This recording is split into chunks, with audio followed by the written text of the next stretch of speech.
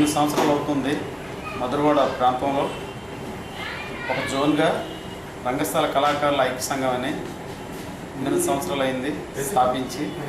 అయితే ప్రతి సంవత్సరం మేము పేద కళాకారులను ప్రోత్సహించాలని ఈ జాతరని వేదికగా చేసుకొని ఈ శిల్పారామం తాలూకా సహాయ సహకారాలతో ప్రతి సంవత్సరం రాష్ట్ర నలుమూలల నుంచి పేద కళాకారులని ప్రోత్సహించాలనే ఉద్దేశంతో మేము నాటక పోటీలు అంటే నాటకాల్లో కొన్ని ఘట్టాలు ఎంపిక చేసి నాటక పోటీలు నిర్వహిస్తున్నామండి. అయితే మాకు ఈరోజు చాలా అవమానం జరిగిందండి. ఎందుకంటే మేము ఇక్కడ స్థానిక సంఘమై ఉండి కూడా మేము కళాకారుల కోసం ఎన్నో చేస్తూ కళాకారుల కోసం పాటుపడుతూ మేము ఉండి కూడా కనీసం ఎక్కడి నుంచో వచ్చి రాష్ట్ర సంఘం అని కనీసం మాకు ఆ సంఘం కూడా ఎలా ఏర్పడిందో మాకు తెలియదు.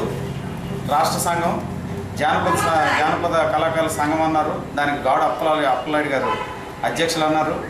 కానీ మంచిదే, కానీ మాకు అంటే కళాకారులకు తెలియకుండా ఆ సంఘం ఏర్పడింది.